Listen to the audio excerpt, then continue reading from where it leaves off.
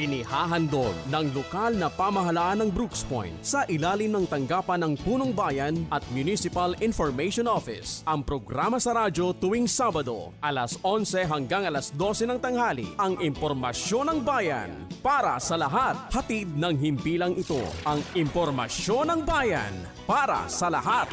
Impormasyon ng bayan para sa lahat. Isang mapagpalang araw ng Sabado, mga minamahal nating tagapakinig sa 104.5 Radyo natin FM and 89.5 Radyo Bandera Philippines sa ating programang Impormasyon ng Bayan para sa lahat. Nahatid po ng lokal na pamahalaan ng bayan ng Brooks Point. At ito po ay sabay din na mapapanood sa ating Municipal Information page.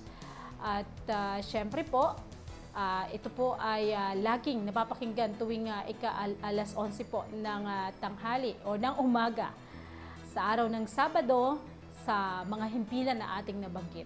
Ngayon po ay ika-14 na po sa buwan ng Setyembre taong 2024 at syempre bahagi pa rin po ng ating programa ang segment po ng Balitang Bayan na ihahatid po sa atin ng Sacred Heart of Jesus High School News Team. Mga balita sa loob ng bayan. Mga balitang dapat mong malaman. Balitang makatotohanan. Balita na ang direksyon ay pagunlad ng bayan. Balitang Bayan. Magandang araw ng Sabado.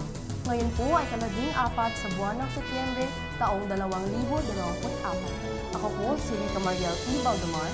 At ako naman po si Jasmine Grace Consomino mula sa Sacred Heart of Jesus High School of Palawan Incorporated. At kami po ang maghahatid ng makabuluhang balitang bayan na aming nakalap sa bayan ng Brooks Point ngayong linggo. Mga balita sa loob ng bayan. Mga balitang dapat mong malaman. Balitang makatotohanan. Balita na ang direksyon ay pagunlad ng bayan. Balitang Bayan. Narito ang ulo ng mga balita na ihahayag sa atin ng Sacred Heart of Jesus High School of Palawan Incorporated o ang Secregian News Team. Pabugso-bugsong ulan, hindi inalintana ng mga kawani ng pamahalaan sa pagbubukas ng programa para sa pagdiriwang ng ika-124th Philippine Service Anniversary ngayong buwan ng Setyembre. Workshop para sa kahalagahan ng environmental protection, conservation at sustainability sa bayan ng Brooks Point, tagumpay na naisagawa. Job Fair 2024, isinagawa para sa mga mamamayan ng Barangay Ipilan. TESDA trainees, matagumpay na nagsipagtapos sa high-quality inbred rice production at seed certificate and farm mechanization, matapos ang 4 na buwan na pagsasanay. Graduation ceremony ng basic course para sa Barangay Nutrition Scholars, makabuluhang idinaos. Kumpanyang Granex Philippines Manufacturing Corporation nakipagpanayam kay Mayor Benedito. Local Governance Performance Management System, Seal of Good Local Governance, nagpulong upang tiyakin ang tamang pamamalakad ng mga sangay ng pamahalaan na may transparency and accountability. BIMP Iaga, bumisita sa tanggapan ng Punong Bayan, Mayor Cesario R. Benedito Jr. para sa kanilang proposed solar power plant sa bayan ng Brooks Point. Mr. Elite 2024, bahagi ng pagdiriwang ng Linggo ng Kabataan, dinaluhan ni Mayor Benedito. Hinirang na mutya ng pintasan 2024, kilalanin. Mga resulta sa mga palaro sa pagdiriwang ng Civil Service Month, alamin. Brooks Point OFW Organization namigay ng maagang regalo sa mga residente ng Sitio Kabangaan, Barangay Samariñana. Magbabalik ang Sacred Heart of Jesus High School News Team para sa mga detalye ng Balitang Bayan. Mga balita sa loob ng bayan. Mga balitang dapat mong malaman. Balitang makatotohanan. Balita na ang direksyon ay pagunlad ng bayan. Balitang Bayan. At nagbabalik ang ating Balitang Bayan. Manatiling nakatutok sa ating programang ito. At para sa unang balita, pabugso-bugsong ulan, hindi inalintana ng mga kawani ng pamahalaan sa pagbubukas ng programa para sa pagdiriwang ng ika-124th Philippine Civil Service Anniversary ngayong buwan ng Setyembre. Para sa detalye, narito si Secregian News Reporter Samantha B. Enero. Balitang Bayan. Tila nabuhay ang mga gods and goddesses ng Greek mythology na malikhaing naipresenta ng bawat koponan na binubuo ng mga tanggapan ng lokal na pamahalaan ng Brooks Point sa ginanap na pagbukas ng selebrasyon ng ika-124th Civil Service Anniversary na may temang Transforming Public Service in the Next Decade, Honing Agile and Future-Ready Servant Heroes sa unang Lunes ng Setyembre taong kasalukuyan. Ang kakaibang presentasyon ay nagbigay saya sa programa na nilahukan ng 1,500 na empleyado mula pamahalaang lokal at iba pang kawani ng mga national agencies na naglilingkod sa publiko. Layunin ng pagdiriwang na sariwain ang pagkakatatag ng Philippine Civil Service at mabigyan ng pagkakataon ang mga empleyado na magkaroon ng balanseng kalusugan ng pisikal, mental at sosyal sa pamamagitan ng pagbabahagi ng kanilang talento, kagalingan sa mga palaro, malikhaing kaisipan at marami pang iba. Hindi alintana ang pabugso-bugsong ulan sa pagsisimula ng programa sa pamamagitan ng masiglang parada mula Rotonda sa Barangay Pangobilyan patungong Octagon Town Plaza na naging sentro ng mga activities at inaasahang tatagal ito hanggang September 13. Naging panauhing pandangal si CSC Director Marieta P. Santos ng buong Palawan sa programa. Sa kanyang mensahe ay binati niya ang bayan ng Brooks Point sa matagumpay na pagbubukas ng pagdiriwang ng ika-124th CSA. Idinagdag pa niya na ang bayan umano ay bronze awardee ng Prime HRM sa pamamagitan ni HRMO Luz T. Galicia. May tiwala umano siya na ang bayan ay nasa tamang landas sa pamamagitan ng pamumuno ni Mayor Cesario R. Benedito Jr. at Vice Mayor Mary Jean D. Feliciano na namumunong may pagmamahal sa Diyos, tao at kalikasan. Ayon kay Mayor Benedito, dapat na ipagpatuloy ang pagkakaisa dahil dito nakasalalay ang lakas na maibibigay sa tamang paglilingkod sa kapwa at mamamayan ng Brooks Point. Tandaan rin anya na sa paglilingkod, dapat palaging naroon ang pagpapakumbaba para lalo pang matamasa ang tugatog na tagumpay sa pagseserbisyo. Samantha B. Enero, Secredian News Reporter, nag-uulat para sa Balitang Bayan. Maraming salamat sa iyo, Sam. At para naman sa balitang pangangalagan ng kalikasan, workshop para sa kahalagahan ng environmental protection, conservation at sustainability sa bayan ng Brooks Point, tagumpay na naisagawa. Sa ulat ni Secredian News Reporter, Zindy Juris Ali. Balitang Bayan. Matagumpay na naisagawa ang programang One-Day Orientation Working Significance of Environmental Protection, Conservation and Sustainability sa AgriWorld noong ika-30 ng Agosto taong 2024. Naging tagapagsalita si Riniel Fuentes, RPF Forester 2, Natural Resources Management Division, Division Chief, Lorenzo T. Flores, Park Maintenance Foreman, Coastal Monitoring Enforcement and Greening Programs Management Division Chief, Connie Ann Isabel V. Canto, Environmental Management Specialist, Air and Water Quality Management Division Chief, Sarah Jane Fernandez, Records Officer for Admin Legal Matters, Records and Management Division Chief, at Adel Pula, LPT, Information System Analyst and Environmental Researcher, Environmental Planning and Information System Management Division Chief. Ilan sa kanilang naging topiko at binigyang diin ay ang usaping pinamagatang Basic Forestry Laws and Importance of Forest Conservation and Protection, Importance of Conservation in the Marine Ecosystem to Biodiversity, Salient Features, Importance Air and Water Quality Management, RAMD Duties, Functions at Environmental Waste Program na siyang nagbigay ng mas malalim na kaalaman sa mga dumalo sa programa.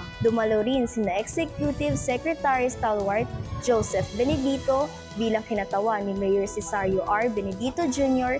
at Municipal Administrator Edgar P. Lacandazo na nagbigay ng pambungad na salita. Ayon kay Admin Lacandazo, ikinatutuwa niya umano na mayroong mga programang katulad nito na nagbibigay kaalaman at pumupukaw sa diwa ng mga mamamayan upang manumbalik ang pagmamahal at pagpapahalaga nito sa kalikasan. Cindy Juris O. Ali, Secredian News Reporter, nag-uulat para sa Balitang Bayan. Maraming salamat, Cindy, sa Balitang Pangmanggagawa, Job Fair 2024, isinagawa para sa mga mamamayan ng Barangay Ipilan. Sa ulat ni Secredian News Reporter, Penelope Adonis. Balitang Bayan.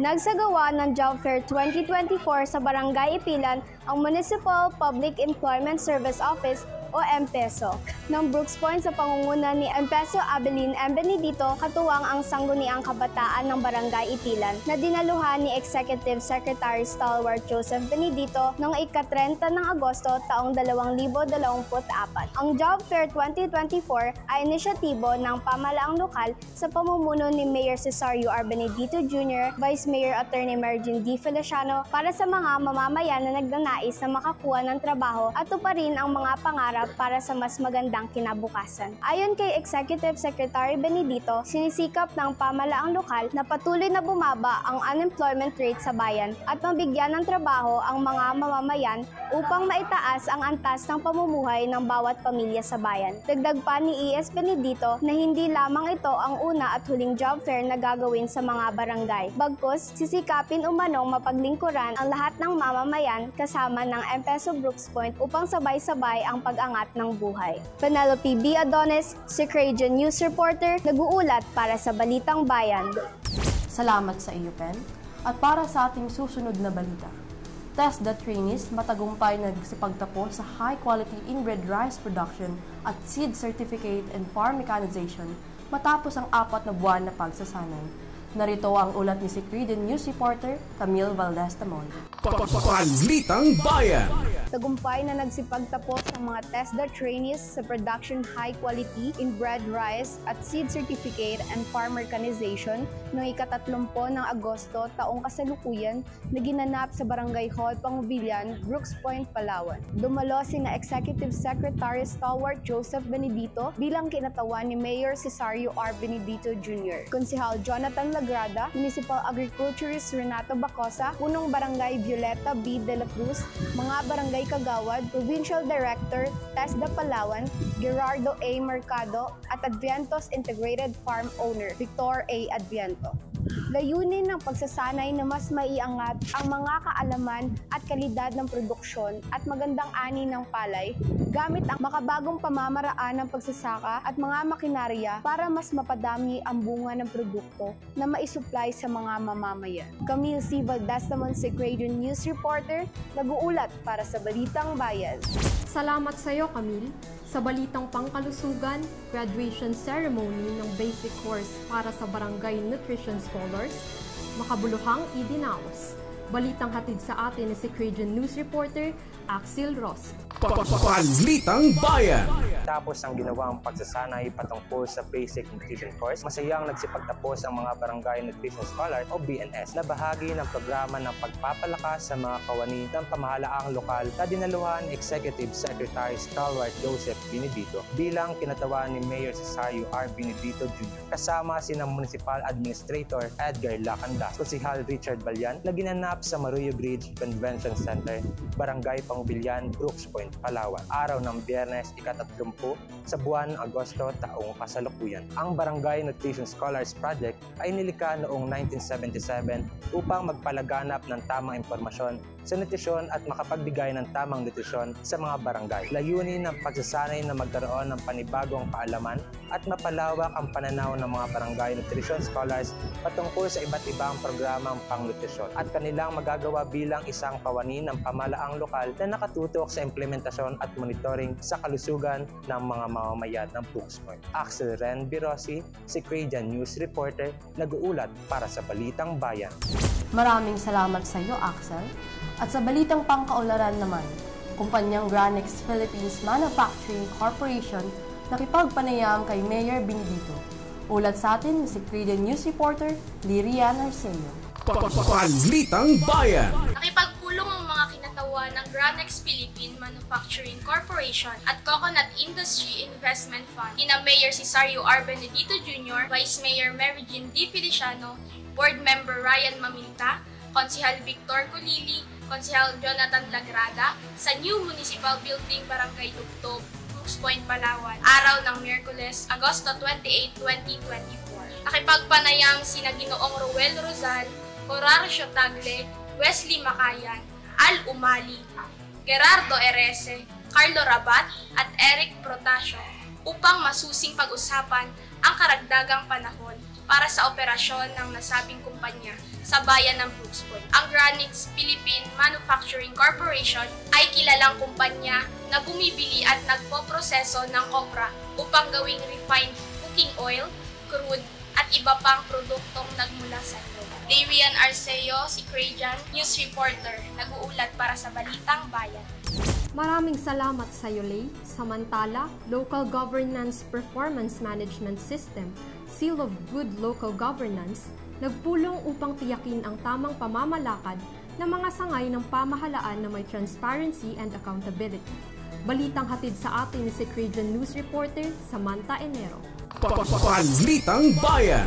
Dumalo si Mayor Cesario R. Benedito Jr. sa pagpupulong patungkol sa Local Governance Performance Management System, Seal of Good Local Governance, na ginanap sa New Municipal Building, Conference Room, Barangay Tubtub, Brooks Point, Palawan, araw ng Miyerkules, Agosto 28, 2024. Pinangunahan ni LGPMS, SGLG, Chairman ENP, Joey Piramide at DILG MLGOO, Coraline Atienza. Kasama sina LGOO2, Provincial Office Randel Dotilios, MLGOO Batarasa Benedict Palatino, at narito rin sina Municipal Engineer Raul Quijano Jr., MTO Emma Tabangay, MAO Senya Saya, Menro Remy Mostiero, DepEd District Supervisor North Celia Siose, at mga kinatawan ng iba't ibang mga tanggapan ng lokal na pamahalaan. Pinalakay ang estado ng pamamahala sa mga programa at proyekto ng munisipyo ayon sa pamantayan ng Seal of Good Local Governance ng kasalukuyang taon at paghahanda sa taong 2025 para sa mas mahusay at tapat na pagbibigay serbisyo sa publiko. Kabilang sa pinagtutuunan ng pansin ay ang health compliance and responsiveness, financial administration, social protection and sensitivity, disaster preparedness, peace and order, sustainable education at marami pang iba. Ayon kay Mayor Benedito, nagpapasalamat siya sa pinakitang pagkakaisa at pagtutulungan ng department heads ng lokal na pamahalaan ng Brooks Point upang maging maayos at epektibo ang paglilingkod sa mga mamamayan tungo sa kaunlaran ng bayan. Samantha B. Enero, si Crajan News Reporter, nag-uulat para sa Balitang Bayan. Salamat sa iyo, Sam. At kaugnay pa rin sa balitang pangkaunlaran, BIMP Yaga bumisita sa tanggapan ng punong bayan ni Mayor Cesario R. Benedito Jr. para sa kanilang proposed solar power plant para sa bayan ng Brooks Point. Hatid ni si Crajan News Reporter, Zindy Juris Ali, para sa detalye. Balitang Bayan. Nakipagpulong kay Mayor Cesario R. Benedito Jr. ang mga tagapanguna ng BIMP Yaga Business Council BEBC Sabah Malaysia na sina BEBC Sabah Malaysia Chairman Dr. Raymond Alfred kasama ang BEBC PEDCO Palawan noong ika-26 ng Agosto taong 2024 sa Abueg Building, Barangay Tubtub, Bayan ng Brooks Point. Layunin ng kanilang pakikipagpulong na may presenta ang kanilang panukalang pagtatayo ng solar power plant sa Brooks Point na siyang economic corridor ng BIMP Yaga na maaaring makatulong sa bayan kundi maging sa mga karatig bayan nito. Masusi namang pinakinggan ni Mayor Benedito at Municipal Engineer Raul Quijano Jr. at iba pang mga kawani ng pamahalaang lokal ang kanilang panukala. Ayon kay Mayor Benedito, napapanahon at maganda umano ang proyekto at malaki ang maaaring maitutulong nito sa bayan pagdating sa supply ng kuryente. Dagdag pa ng punong bayan, dapat na masusing talakayin ang panukalang ito at kailangang dumaan sa sangguniang bayan upang mapagpasyahan ang pagtanggap at pagsasagawa ng proyekto. Zindy Juris O. Ali, si Crajan News Reporter, nag-uulat para sa Balitang Bayan. Maraming salamat, Cindy. Samantala, Mr. Elite 2024, bahagi ng pagdiriwang ng Linggo ng Kabataan, dinaluhan ni Mayor Benedito.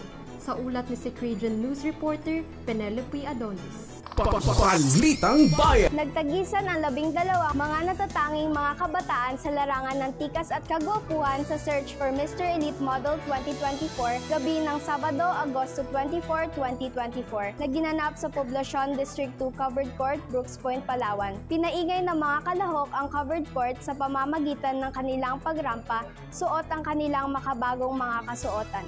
Naging panauhin sa programa sina Mayor Cesario R. Benedito Jr., Vice Mayor Mary Jean D. Feliciano, Konsehal Richard Balyan, SK Federation President Jason Reyes Panye, mga SK Chairperson ng 18 barangays, mga scholar ng bayan, mga magulang at mga kabataan mula pa sa iba't ibang barangay.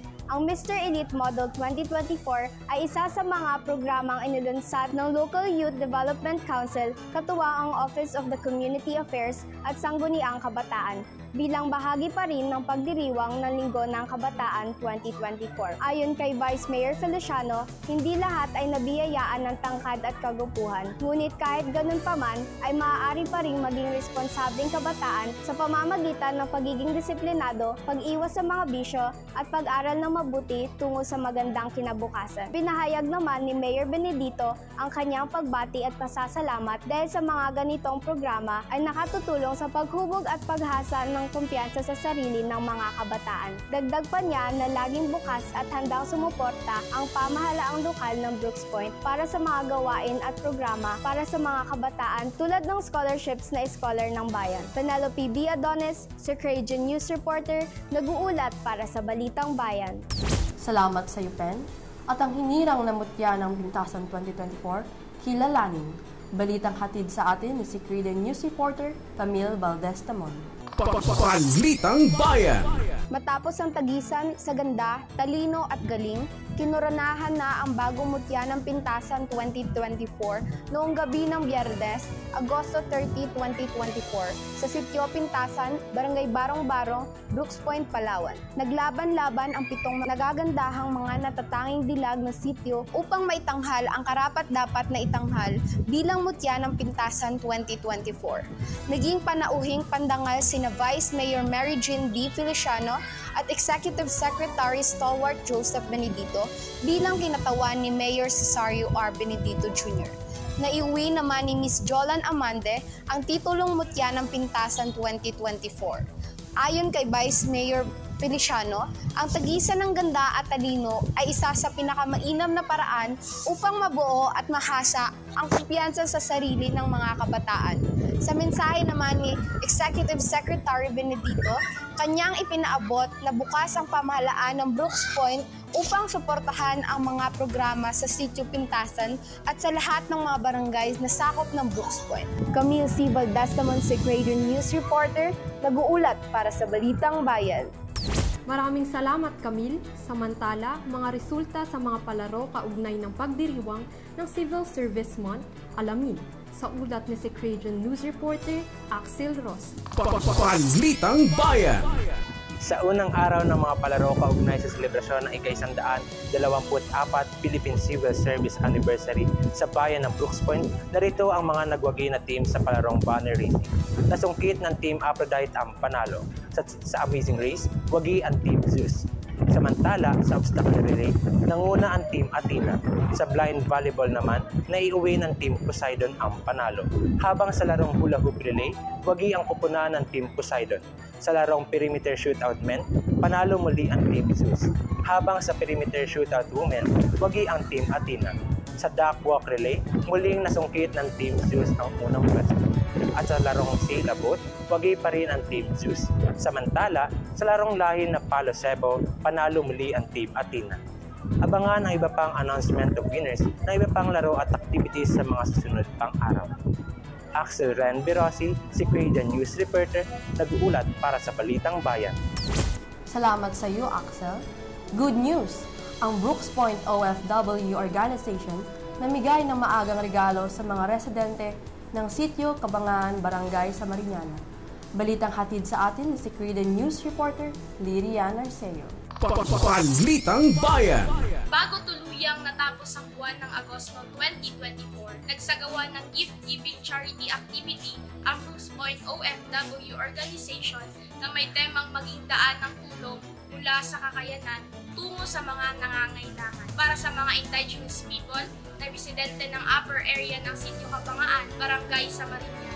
Lubos ang kasiyahan ng BPOO organizers at mga benepisyaryo sa nasabing gift-giving na personal na nakasama si Vice Mayor Mary Jean D. Feliciano at sa suportang ibinigay kasama ng Mayor Cesario R. Benedito Jr. Jr., Executive Secretary Stalwart Joseph Benedito, SB Hayate Bugasan, ang opisina ng General Services Office sa pangunguna ni GSOO Rebecca Gadayan at ang tulong ng ilang barangay tanod ng Barangay Samariñas. Layunin ng BPOO sa aktibidad na ito ang maipadama sa mga kapatid nating katutubong Palauan at mga nakatira sa kabundukan ang pagmamahal at paghahatid ng saya sa simpleng paraan. Inaasahan na sa susunod na buwan ay muling isasagawa ang BPOO Charity Mission. Darian Arceo, Secredian News Reporter, nag-uulat para sa Balitang Bayan. Maraming salamat, Lay. Manatiling nakatutok sa pakikinig at panunood ng ating programang Impormasyon ng Bayan para sa lahat. Susunod na ang Talakayang Bayan, ako po si Jasmine Grace Consomino. At ako naman po si Rica Mariel P. Baldomar.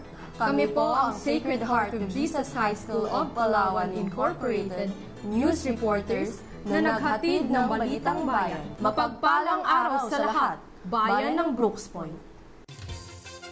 Mga balita sa loob ng bayan. Mga balitang dapat mong malaman. Balitang makatotohanan. Balita na ang direksyon ay pag-unlad ng bayan. Balitang Bayan. Maraming salamat, Sacred Heart of Jesus High School News Team. Gayon din po, ipinapaabot natin ang ating pagpapasalamat sa kanilang school principal, sa kanilang mga guro at mahal sa buhay. And of course, sa mga masisipag at mahuhusay na tagapaghatid balita. Susunod na po ang Talakayang Bayan pagkalipas lamang ng ilang sandali. Talakayang Bayan. Masusing pag-uusapan ang mga programa at proyekto ng bayan. Talakayang Bayan. Ilalahad ang mga plano at direktiba ng pamahalaan. Pag-aaralan ang bawat anggulo ng sitwasyon. Lilinawin ang bawat issue. Magbibigay ng matalino at makabuluhang talakayan. Talakayang Bayan. Isang mapagpalang araw, bayan ng Brooks Point, lalawigan ng Palawan, sa ating mga tagapakinig sa 104.5 radyo natin, gayon din sa 89.5 Radio Bandera, at sa ating mga taga-subaybay sa page ng MIO Brooks Point. Isang mapagpalang umaga po sa inyong lahat. Gayon din po sa lahat ng mga kababayan nating nararating ng tinig na ito, isang mapagpalang Sabado po sa ating lahat. At ngayong araw po, tayo ay blessed upang magkaroon ng isang pambihirang pagkakataon upang makapanayam ang isa sa mga alagad ng isa sa mga public servant ng ating bayan. Ayan po.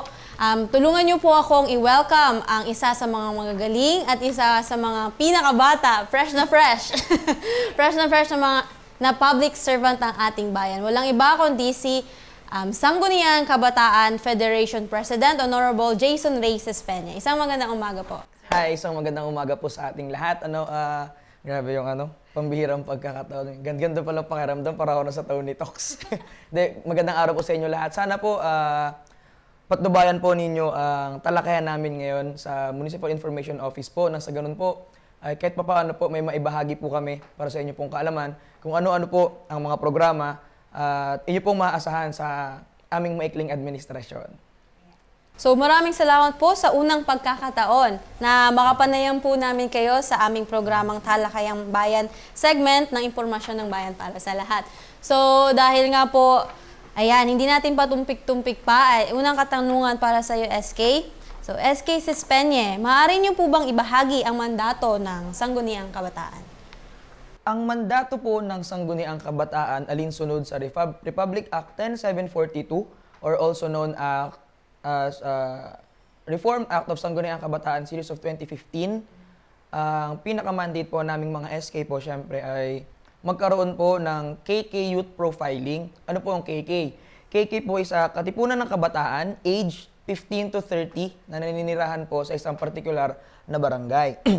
Ang KK po na age 15 to 30, sila po yung nagluluklok po sa aming mga sangguniang kabataan bilang kanilang leader.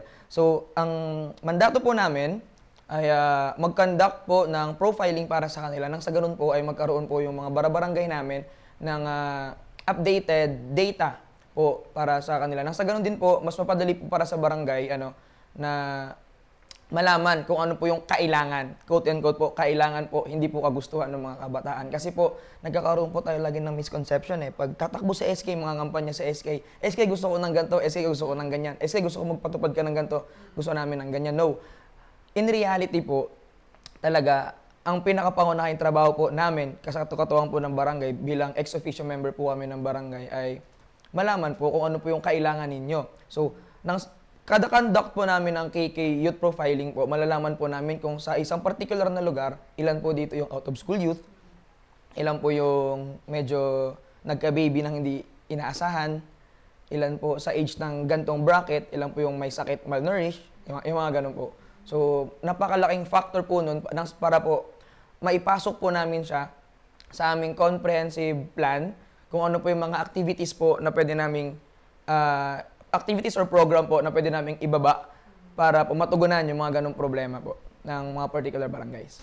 Yun. So, maraming salamat po sa inyong informative na katagutan. Ayan, so pangalawa po, ayan. So, sa inyong pong panunungkulan bilang SK Federation President, ano po ang inyong prioridad na programa para sa ating mga kabataan? Bilang SK Federation President, meron kaming ex-officio ka ng barangay, ex-officio ka ng munisipyo, bilang SP member po, as well as meron ka rin hinahawakan na 18 barangays, kasama na po yun sa amin nun. So, isa po sa mga prioridad namin, syempre po, kung ano po yung lalabas doon sa aming katipunang kabataan na database na needs nila. Syempre po, yun yung kailangan namin tugunan. So, ano po yun? Sa ngayon po kasi nakakalungkot mang isipin, pero top 1 ang Brooks Point when it comes to teenage pregnancy. As per record po, noong March ng Ugat ng Kalusugan, ng Roots of Health po, kasi last time po, nag-conduct yung SK Federation kasama po ng LYDC, nila Ma'am Nelia, ng isa pong symposium seminar na in-invite po namin yung Ugat ng Kalusugan. Dito po siya kinandak sa bayan ng Brooks Point, particularly sa Maruyog Ridge po. Nagbigay po sila ng data, parang, oy, top 1, hindi siya nakaka-proud. Parang ngayon lang yung top 1 na hindi nakaka-proud. Kasi po, grabe, top 1, tapos teenage pregnancy pa. So, ang priority po talaga namin ngayon, since nakita namin na ganun na pala talaga kalala ang sitwasyon when it comes to teenage pregnancy. Ang hirap kasi kami sa barangay magkakonduct kami ng symposium about teenage pregnancies, about safe sex, about reproductive health. Ang mga bata lagi sinasabi, alam ko na yan, hindi na kailangan yan, okay na yan na lang. Yun nga po yung nakakalungkot kasi ang tagal na niyang suliranin pero hanggang ngayon hirap na hirap po tayong solusyonan. At ang masakit, umaangat po yung bilang. So, yun po yung una, health. Pangalawa po, education. Education, syempre, bilang kabataan, nasa age bracket namin, yung, kumbaga, kasagsagan ng pag-aaral ng mga bata. So, nakikipag-coordinate po tayo sa mga iba't ibang school heads para po kung meron silang i-request na activities parang ganito, makapag-rely po tayo ng pwede nating maitulong. At syempre po, pinakahuli, syempre yung sports. Bilang sports enthusiast, ayun po, ay nakakalungkot po isipin na medyo nahuhuli na yung Brooks Point sa pagdating sa larangan ng palakasan. So, noon, pag sinabing Brooks Point, heads up, laging mataas ang moral. Ngayon po, pag sinabing Brooks Point, okay, Brooks Point na. Ganun, parang medyo petics na. So, nakakalungkot isipin na ganun na siya kababa na yung level when it comes to sport. Last time nga po, nagkaroon po ako ng privilege speech sa Sangguniang Bayan na ni-raise ko lamang po ang concern sa kakulangan ng sports program dito without my own knowledge na sabi ko, ay oo nga pala, nag-consult din po ako sa ating mga Sangguniang Bayan members at saka sa ating sports office na wala pa po palang isang resolusyon or ordinansa na nagpapatupad sa pagkakaroon ng municipal fitness sports development program. So, nag-isip-isip po kami, nag-brainstorm na, sige po, mag-draft ako ng resolution. Nang sa ganun po, hindi na rin po mahirapan yung ating mga atleta na humingi ng suporta sa ating pamahalaan. At saka nang sa ganun, ibibigay na natin sa kanila yung kanilang pangangailangan para magpalakas, maging healthy, at syempre, kasi hindi basta sports lang, kumbaga, pathway yun para sa kanilang pangarap, scholarships, at saka alam nyo yun, napakalaking bagay. Napakarami po nating magagaling, mahusay na atleta dito na ibang munisipyo po yung nakikinabang. So, ang dami rin po nating athlete. Batch natin, Yel. Si Romel, na noon kakwentuhan na namin sa national, sa USC na po nagtapos. So, ang galing dahil po yun sa sports. So, isa po yun sa mga inspirasyon ko, then bilang kuya ng mga kabataan dito na hanggat kaya, mag-lend tayo ng programs para ma-work niyo yung craft niyo bilang sports enthusiast. Talagang ang sports ay merong napakalaking bahagi sa buhay ng isang tao. No, yung hindi lang pangpa-boost ng yung immune system ba? Form of parang maging maganda yung katawan, pero ito rin ay nakakapagbago ng buhay. Katulad yung sinabi yung kabatch natin, no? Talagang malayong mararating ng bata kapag na-involve talaga niya yung sarili niya sa sports, no, sir? Tsaka nagkwentuhan kami last time, sabi niya, alam mo, pinaproblema ko son. Pipila ko sa US, babayaran ko piso. Ngayon gano'n, sabi mo, US na yun. Tapos ang pinoproblema niya lang, pipila siya kasi babayaran niya piso. Ganon ka, ano. So, in a way din, parang, syempre, in a world of technology na tayo ngayon, di ba? Tulad sa akin, maglabo na yung mata kaka-cellphone. So, sana yung mga younger generation yun itong gayain. Maglaro kayo sa labas. Masaya maglaro sa labas. Ayun. So, dahil nga, sir, nabanggit niyo po kanina, kayo ay, isa na rin po kayo sa SB, Sangguniang Bayan. Ganon din ay SK, chairman din po kayo ng PD1 at sa ganon ay SK Federation din po kayo. Ayan, bilang isang leader ng kabataan, ano-ano ang mga kadalasang mga challenges ang nararanasan nyo bilang SK Federation President at paano nyo po ito hinarap? Unang-una, great power comes with great responsibility. Siyempre, sa isang 20-year-old guy, 22 pa lang pala ako noon, 22-year-old guy, nag-graduate ng elementary education, parang, oh my God, anong kinalaman ko sa politics, anong kinalaman ko sa batas? So una, siyempre, paghati-hati ng oras, since kuya ka ng lahat, kailangan mong i-provide lahat ng ano. So pangalawa, kailangan mong mag-aral pa. Kailangan ko pang mag-aral. So nang sa ganun ay kaya ko nang i-sustain lahat ng needs ng ating mga constituents. Ano. So bilang leader nila, so isa sa mga challenges ko siyempre, kung paano ko i-provide yung needs na kailangan nila. So siyempre, di ba, parang ang broad, paano mo i-provide, leader ka. Dapat ganun. So ayun, kaya po ako, ang ginagawa ko, pag may free time, aral, tanong sa mga kuya natin sa SB, tatanong-tanong tayo sa kanila, sa mga higher position, sa mga matagal na sa industriya. Kasi sila, may sabi nga sa akin na, kahit anong galing mo, kahit anong talino mo sa batas, kung wala ka sa experience, wala rin eh. So, nagtatanong-tanong tayo sa mga experienced guys, diyan sa mga kuya-kuya and ate-ate natin sa SB. Thankful naman po ako na napaka-hands-on naman nila. So, bilang bunso, sa doon sa amin, sa Sangguniang Bayan, no? So, happy ako na open arms sila akong tinanggap at hands-on sila sa pag-guide sa akin sa mga bagay na hindi ko pa alam. Kasi sabi ko nga noon sa salita ko, unang-una akong naluklok ay, pasensya na po kung marami akong tanong, ano, kasi gustong-gusto talaga matuto. Ayoko naman pumasok ako dito lalabas ako ng parang walang nangyari. So, ayun po. Natandaan ko yun. SK yung sinabi mo yun. Parang nandun din ako ata.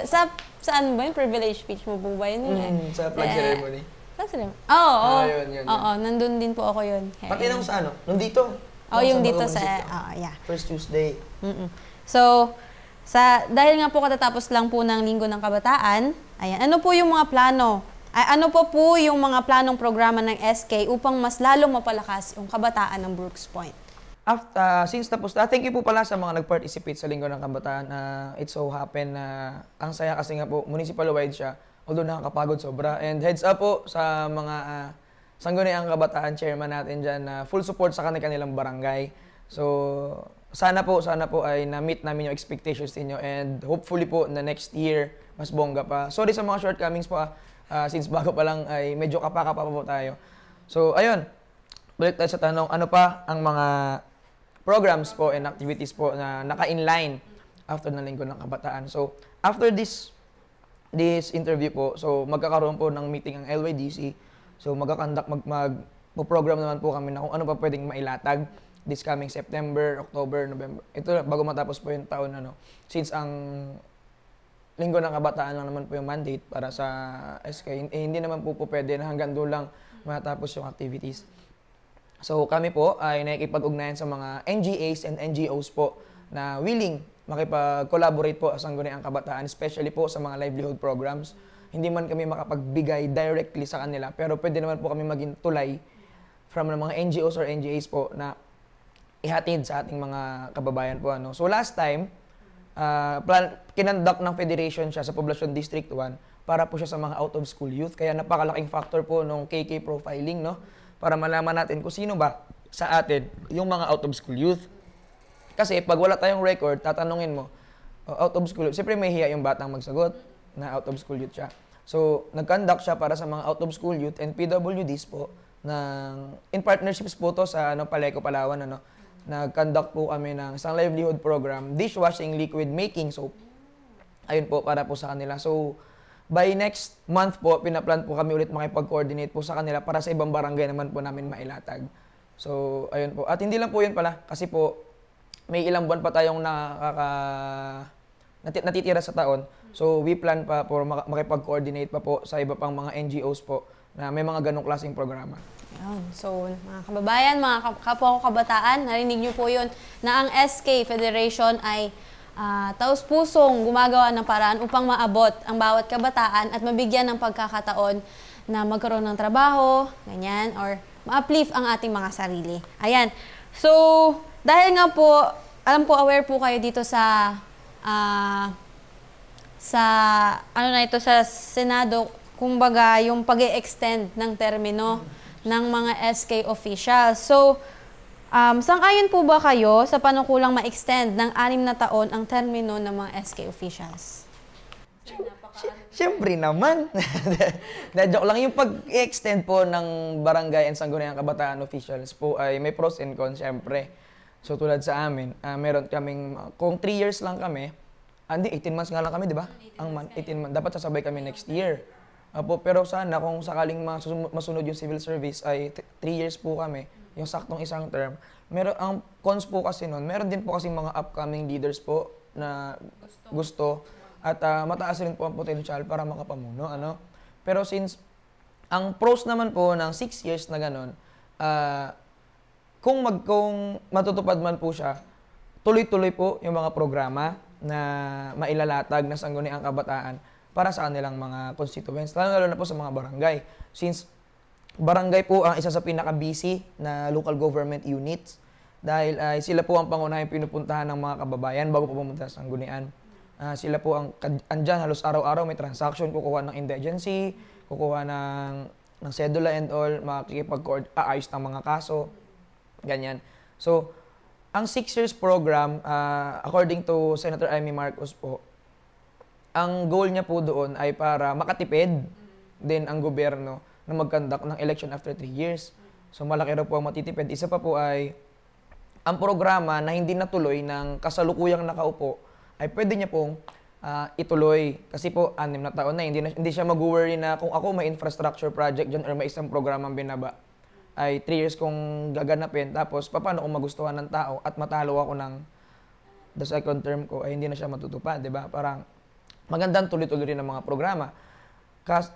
Isa rin po, perks rin po nun, maganda rin po na halos every 6 years ay magkakaroon ng reshuffling sa council kasi bawal na pong magkaroon ng consecutive position na tatakbo ang isang opisyal sa susunod na 6 na taon. So, maganda po yun, nang sa ganun po ay every 6 years po, mararanasan po ng taong bayan, lalo na sa barangay, yung iba't ibang klaseng leaders ng kanila po. Mawawala na po yung yung siya na lang lagi ng siya.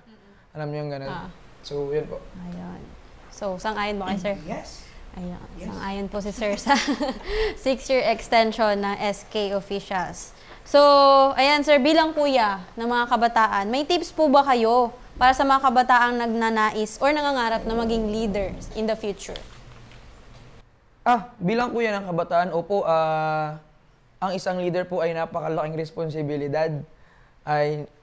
Nung high school nga ako, elementary, di naman ako nagli-leader sa by group. Tapos bigla ako nandito ngayon, leader na ako ng buong Brooks Point sa isang kabataan. Alam niyo yun, parang ang bigat niya at some point. Pero para sa mga kabataan na gusto maging leader, napakarami pong ways para ma-build up yung leadership ninyo. Andyan si Sir Giro, lagi siya nagkakandak ng leadership training, webinars, seminars. Wag po nating sayangin yung mga ganong opportunity ng may nagtutulong para mag-conduct ng mga ganong programs. Kasi po, hindi po lahat ng tao, hindi po lahat ng kabataan ay privilege makakuha ng ganon. So, sa mga aspiring youth leaders natin dyan, alam po, leadership is a napakaraming factor. Ang daming pinagmumulan yan. Meron nga po akong kilala, nagsimula ang kanyang leadership sa simbahan. So, napakarami po. So, ang tips ko po, huwag niyo pong sayangin yung mga ganong klaseng programs. attendan po ninyo, lalo na po kung libre, at madalas naman po ata libre. Kasi po, hindi po lahat ng kabataan nagkakaroon po ng pribilehiyo na makapag-conduct or maka-attend ng ganong klaseng event. So, maximize nyo po yung buhay. Ayun, so napakaigsi po ng ating oras. Ayan sir, kung mayroon pa po kayong nais ibahagi sa ating mga tagapanginig ng mga kabataan, nasa inyo na po ang pagkakataon.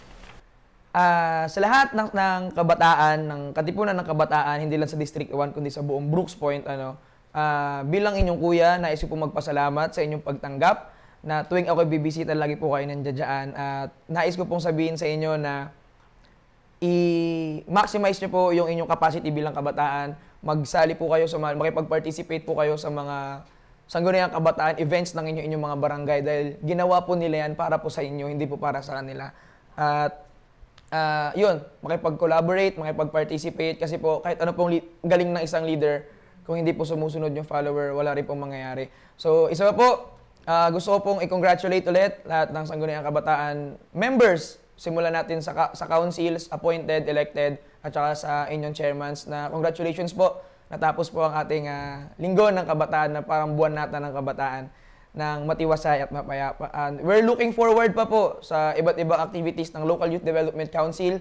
Kasama po ang opisina ni Sir Ireneo, ni Ma'am Nelia, nila ng Gabay Guhit, at iba pa pong youth and youth serving organizations po. At aasahan niyo po ang aming suporta sa sangguniang kabataan nang sa ganon ay maibigay po namin sa inyo ang serbisyong nararapat para sa inyong lahat. Maraming salamat po. So maraming salamat po sa inyo, Honorable SK, Honorable Jason. Ayan, narinig niyo po ang nais ibahagi sa atin ni SK na tayo mga kabataan ay dapat maging parte rin tayo ng ating barangay. Nakikita naman po natin na nagwo-work ang ating mga leader sa mga SK, sa sangguniang kabataan, dapat gawin din natin yung ating part. Yeah, kasi it's give and take. Ayan. So maraming salamat po, SK Jason, sa pagpapaunlak po ng aming imbitasyon. Tunay nga na napaka-informative ng inyong mga sinabi at marami po kaming nakuha. Maraming salamat po at sana hindi po ito ang unang beses na ma-invite namin kayo sa aming Talakayang Bayan. Ayun po. Maraming salamat. Ayun, yan lang. Talakayang Bayan. Masusing pag-uusapan ang mga programa at proyekto ng bayan. Talakayang Bayan. Ilalahad ang mga plano at direktiba ng pamahalaan. Pag-aaralan ang bawat anggulo ng sitwasyon. Lilinawin ang bawat issue. Magbibigay ng matalino at makabuluhang talakayan. Talakayang Bayan. Serbisyong Bayan. Mga serbisyo, programa at proyektong bayan na dapat mong malaman at mapakinabangan. Serbisyong Bayan. Mga tulong ng pamahalaan, diretso sa mga mamamayan. Hatid ng pamahalaang lokal ng Brooks Point. Serbisyong Bayan.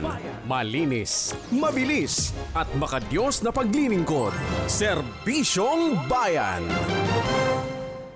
Darako na po tayo sa huling yugto ng ating programa, ang Serbisyong Bayan. Hatid po ng lokal na pamahalaan ng bayan ng Brooks Point. Siyempre sa pamumuno po yan ng ating local chief executive, Mayor Cesario Benedito Jr. at Vice Mayor Atty. Mary Jean de Los Angeles Feliciano. At sa ating unang bugso ng Serbisyong Bayan, ito po ay babala sa ating mga tagapakinig, sa lahat po na naaabot ng ating programa.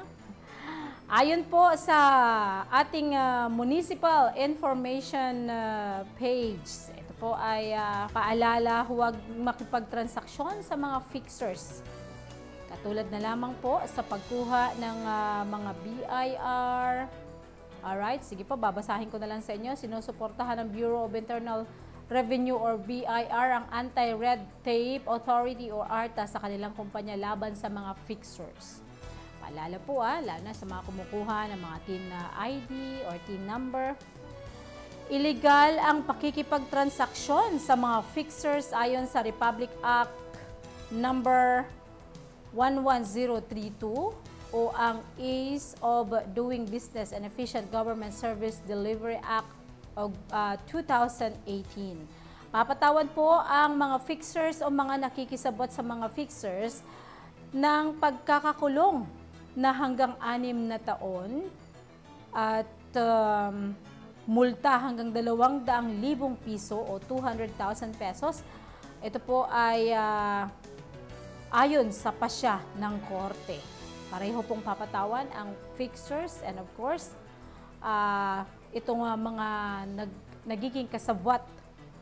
Kaya paalala po sa mga may mga transaksyon, ano po, anyway, hindi lang po sa BIR, maging sa lahat po ng ahensya ng gobyerno. Mas maigi po na pumunta po tayo sa mga kinauukulan o magtanong po tayo ano po sa talagang tanggapan upang hindi po tayo mabiktima nitong mga illegalista. Tuloy-tuloy mga kababayan ang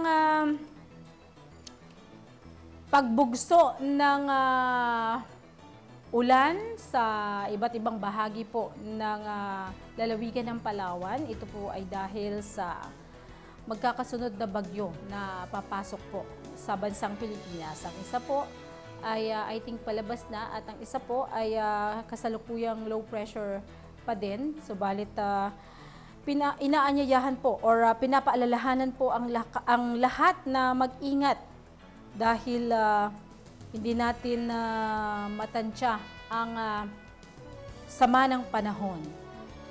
Nitong mga nakalipas na araw ay nagkaroon po ng synopsis through the tropical storm Bibingka. Iyon po ang pangalan. Affecting the eastern section of the country, southeast monsoon affecting the rest of the country, tropical cyclone outside Philippine area of responsibility nung mga nakaraang araw po ito. Subalit sa kasalukuyan ay patuloy po nating inaantabayanan ang mga post mula po sa Pag-asa ukol dito. Kaya ingat-ingat na lamang po tayo at dapat tandaan ang mga gawin sa panahon po ng tag-ulan, manatiling nakatutok sa balita para sa anunsyo ng Pag-asa at lokal na pamahalaan at siguraduhin may nakahandang emergency kit na naglalaman ng flashlight, baterya, gamot, pagkain at tubig. Nako, napaka-importante po ng mga bagay na yan mga kababayan dahil yan po ang mga pangunahing pangangailangan natin.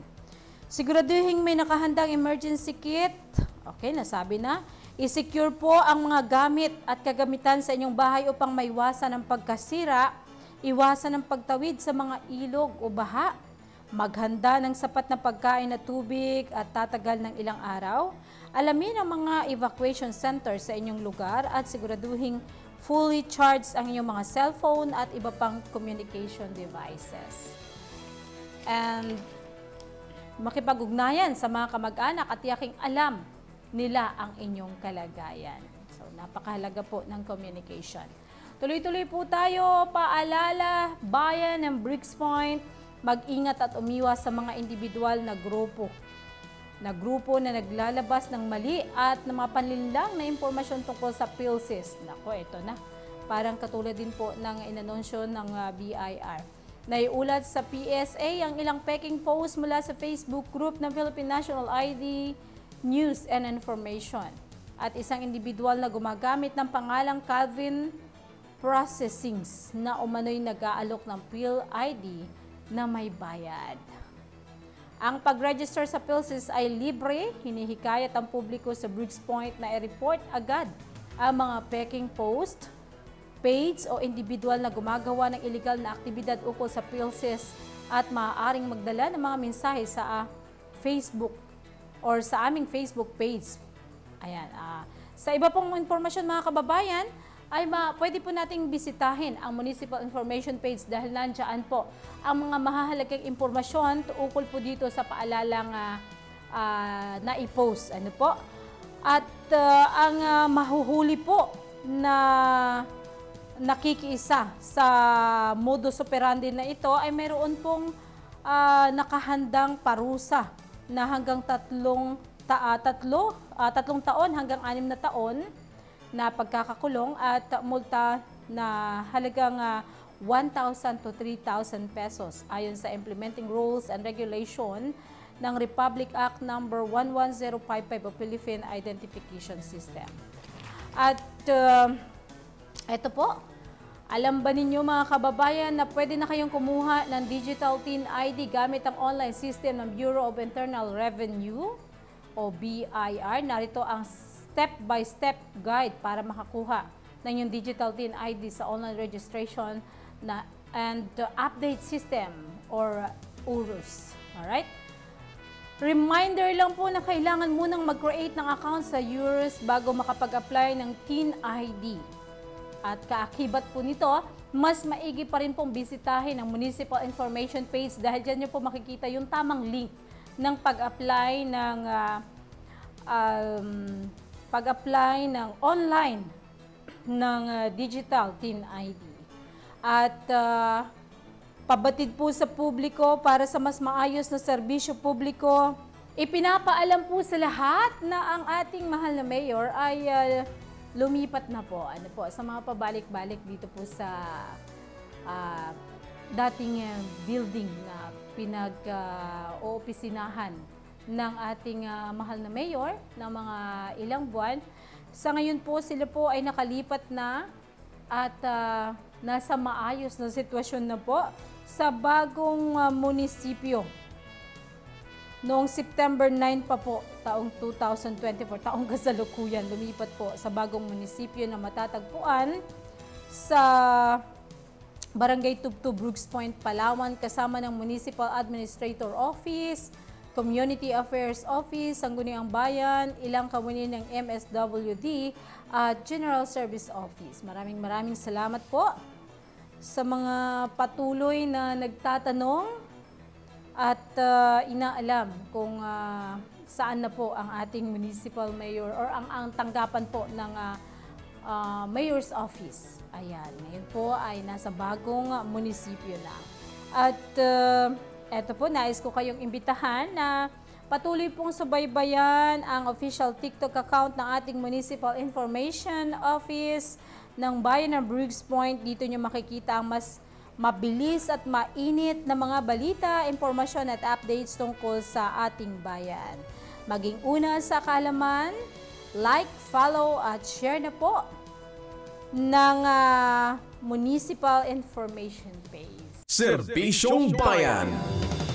Mga serbisyo, programa at proyektong bayan na dapat mong malaman at mapakinabangan. Serbisyong Bayan. Mga tulong ng pamahalaan, diretso sa mga mamamayan. Hatid ng pamahalaang lokal ng Brooks Point. Serbisyong Bayan. Malinis, mabilis at makadiyos na paglilingkod. Serbisyong Bayan. Mga kababayan, yan na po ang ating serbisyo publiko. Pero bago po tayo tuluyang magpaalam, nais ko munang i-welcome ang mga bagong government internship. Okay? Or bagong kawani po ng lokal na pamahalaan na kasama po namin dito sa Municipal Information Office. Gusto ko pong i-welcome sa inyo si Ms. Jennifer Alipaspas. Magandang umaga. Andito po siya, masisilayan niyo ang kanyang kagandahan. And of course, ang isa pa naming maganda rin kasama, Ms. Aika Makod. Mga fresh graduate po ito ng Palawan State University. Ayan, pwede kayong mag-hi. Wala silang mic. Okay. Pahiram na lang natin. Ayan. Sige, ano masasabi mo, ma'am? Hello po.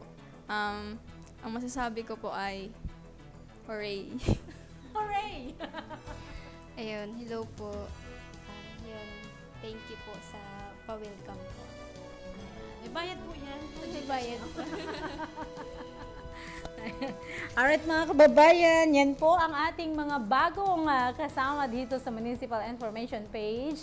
Diyan na po nagtatapos ang ating isang oras na programa ng Impormasyon ng Bayan para sa lahat natin po ng lokal na pamahalaan ng Bayan ng Brooks Point.